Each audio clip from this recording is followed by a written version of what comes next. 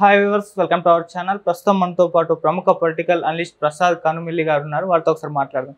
Sir నమస్కారం. Sir నమస్తే అమ్మా. సార్ ఏపీలో మరి ఎలక్షన్స్ సక్సెస్ఫుల్గా అయితే కంటిన్యూ అయిపోయాయి. అయితే నాగబాబు గారు ఒక ట్వీట్ చేసేస్తారు. ఇప్పుడు అది కాస్త చర్చనీయాంశంగా మారింది. అంటే ఎలక్షన్స్ అయిన తర్వాతనే పెట్టారు 9:30 కల్లా. అంటే తమతో ఉన్నవారు ప్రత్యర్థుల కోసం పనిచేసినది మా వారు కాదు, వేరే వాళ్ళు మా కోసం పనిచేసిన వాళ్ళు మా వారే అని చెప్పేసి ట్వీట్ చేయడం చూస్తాం. ఇది అల్లు అర్జున్ గారిని ఉద్దేశించే చేశారని చెప్పేసి ఒక రూమర్ అయితే బయట క్రియేట్ అయింది సార్. దీనిపైన మీ ఒపీనియన్ ఏంటి సార్? మీరు చెప్పినట్టుగా అది రూమర్ అనుకోవచ్చా, లేకపోతే నిజంగా ఉద్దేశపూర్వకంగా చేశారన్నది వారికే తెలియాలి. కానీ దాని ఇంపాక్ట్ అవుతే ఇటు మెగా కాంపౌండ్లో ఉన్న అభిమానులు కానీ, లేకపోతే మెగా అభిమానులు కానీ వాళ్ళు అయితే విపరీతంగా దీన్ని ట్రోల్ చేస్తున్నారు. విపరీతంగా బన్నీని అందరూ కూడా అల్లు అర్జున్ గారిని బాగా ఆట పట్టిస్తున్నారు. సో నన్ను అడిగితే అసలు రాష్ట్రం రావణ కాష్టం అయిపోయింది, రాష్ట్రం అధోగతి పాలైపోయింది. ఈవెన్ పవన్ కళ్యాణ్ గారు కూడా 100 కోట్లు తీసుకునే వ్యక్తి కూడా ఆయన దాన్ని తృణప్రాయంగా తుదించి ఈ యొక్క రాష్ట్రాన్ని, ప్రజల్ని మళ్ళీ ఏదో చెయ్యాలి, మంచి చేయాలని చెప్పి ఆయన మెట్టు దిగొచ్చి కూటమి సభ్యులతో ఈవెన్ ఆయన సొంత పార్టీలో సొంత నేతల దగ్గర కూడా ఎంత వ్యతిరేకత వచ్చినా కూడా ఆ కూటమి ధర్మాన్ని అనుసరించి ఆ 21 సీట్లు తీసుకుని ఆయన అత్తారింటికి దారేది సినిమాలో చూస్తే ఒక విధంగా ఎక్కడ తగ్గాలో ఎక్కడ నగ్గాలో తెలిసినోడే అన్న ఒక డైలాగ్ ఉంటుంది.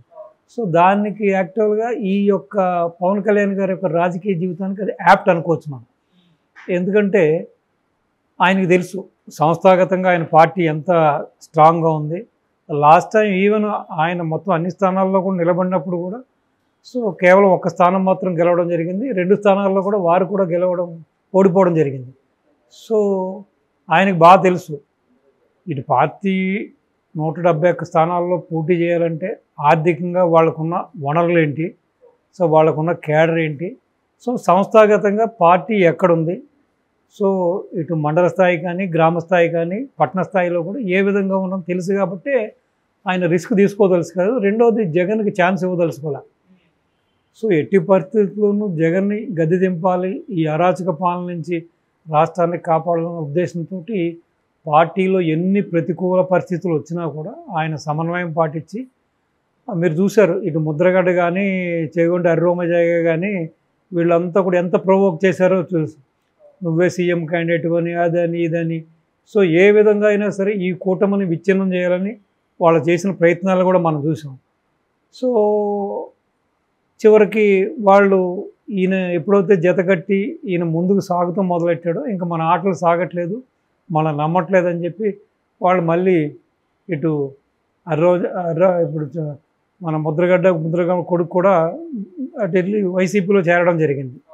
సో ఇటు ఆ వర్గాన్ని ఏ విధంగా ఆయన దూరం చేయాలని హరిరామజయ్య గారు కానీ, ముద్రగడ్డ కానీ చేసిన ప్రయత్నాలన్నీ కూడా బెడిసికొట్టాయి. ఈవెన్ ఆ కాపు సామాజిక వర్గం కూడా వాళ్ళు నమ్మలేదు. సో ఇటువంటి పరిస్థితుల్లో రాష్ట్రంలో నెలకొన్న పరిస్థితుల దృష్ట్యా ఇటు బీజేపీ, టీడీపీ, జనసేన ఒక తాటి మీకు వచ్చినప్పుడు మేబీ శిల్పా రవి మంచోడా చెడ్డోడా నేను కాదన్ను. సో శిల్పా రవి వాళ్ళ ఫ్యామిలీ ఎప్పటి నుంచో రియల్ ఎస్టేట్లో ఉంది. బహుశా వీళ్ళ మధ్యన వీళ్ళ వైఫ్ వాళ్ళ వైఫ్ ఏదో ఫ్రెండ్స్ అని ఈయన చెబుతున్నాడు. లేదు నిజంగానే వ్యాపార బంధం ఉందా, బహుశా వాళ్ళ రియల్ ఎస్టేట్ సంస్థల్లో ఈయన ఇన్వెస్ట్ చేశాడా, ఏదేమైనా కానీ ఇటువంటి పరిస్థితుల్లో ఆ విధంగా బాహాటంగా బయటకు వచ్చి అల్లు అర్జున్ చేసింది అయితే తప్పే అంటాను నేను. ఎందుకంటే ఒక పక్కన అరాచక పాలన, ఒక పక్కన రాష్ట్రం అంతా కూడా డ్రగ్స్ మయమైపోయింది, ఒక పక్కన గంజాయి. ఇప్పుడు మన ఏపీలో గంజాయి హబ్ అయిపోయింది. కాలేజీల దగ్గర కానీ, స్కూల్స్ దగ్గర కానీ ఎక్కడ చూసినా కూడా మీకు ఆ గంజాయి చాక్లెట్లు కూడా పసిపిల్లలు కూడా చాక్లెట్ రూపంలో అమ్మేస్తున్నారు. సో చాలామంది, చాలా కుటుంబాలు ఈ యొక్క మహమ్మారి బారిన పడి చాలామంది చనిపోవడం కూడా జరిగింది చాలామంది. సో మెగా డిఎస్ఎన్ చేయలేదు, పోలవరం రివర్స్ టెండరింగ్ పేరుతో పోలవరాన్ని అటకెక్కించారు. సో రాష్ట్రంలో ఉన్న ఇండస్ట్రీస్ని పారదోలేశారు, రాబోతున్నట్లని కూడా పారదోలేసేశారు. సో ఈ విధంగా అన్ని రంగాల్ని కూడా కుదేలు చేసేసి వీళ్ళ అరాచక పాలనతో ల్యాండ్, శాండ్, వైన్, మైన్ అన్నిటిలో కూడా వీళ్ళ దోపిడీ పరాకాష్ట జరిగింది. ఇప్పుడు బహుశా ఇవన్నీ కూడా వారి దృష్టికి వచ్చి ఉంటుంది.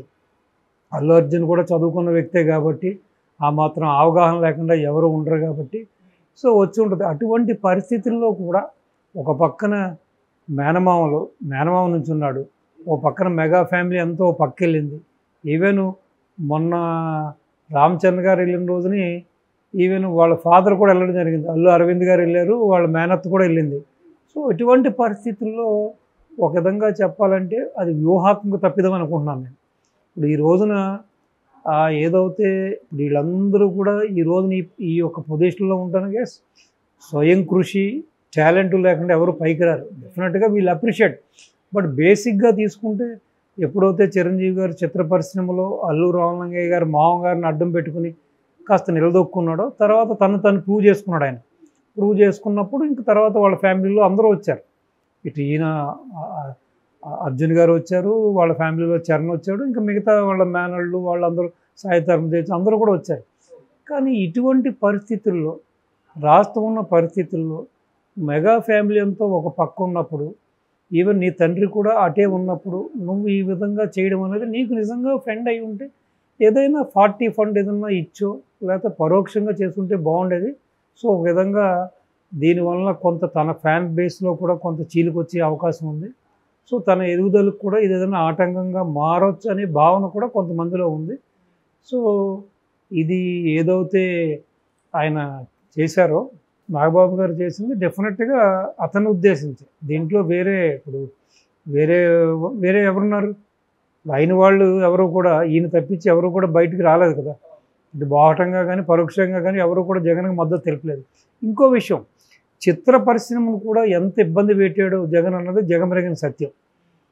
ఈవెన్ రాజమౌళి గారు, మహేష్ బాబు గారు, ప్రభాస్ గారు, తర్వాత చిరంజీవి గారు వీళ్ళంతా వెళ్ళినప్పుడు కూడా చిరంజీవి గారు తన స్టార్డమ్ని తనకున్న ఇమేజ్ని కూడా పక్కన పెట్టి, మీరు తల్లి స్థానంలో ఉన్నారు సినీ ఫీల్డ్కి, మీరు సీఎం కాబట్టి మీరు దయచేయండి, కాస్త మాకు రాయల్టీలు ఇవ్వండి, కాస్త టికెట్ల రేట్లు పెంచుకోవడానికి చూడండి, చిత్ర పరిశ్రమ ఇప్పటికే నష్టాల్లో కూరుకుపోయింది అని అడిగినప్పుడు కూడా, రెండు చేతులు జోడించినప్పుడు కూడా సాధారణంగా మన సాంప్రదాయం ఏంటి?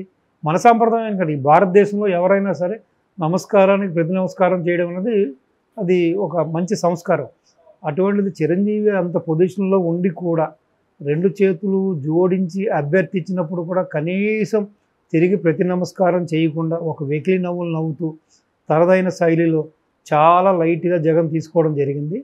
సో ప్లస్ చిత్ర పరిశ్రమను కూడా ఎంత ఇబ్బంది పాలు చేసినా ఎన్ని తెలిసి ఉండి కూడా మరి ఇది ఉద్దేశపూర్వకంగా చేశాడా, లేకపోతే ఒక రాజకీయ పరిపక్వత తెలియక, లేకపోతే ప్రస్తుతం ఉన్న పరిస్థితులను ఇగ్నోర్ చేసాడో తెలియదు. కానీ డెఫినెట్గానే ఇది అల్లు అర్జున్కి ఒక సెట్ బ్యాక్గానే అనుకోవచ్చు.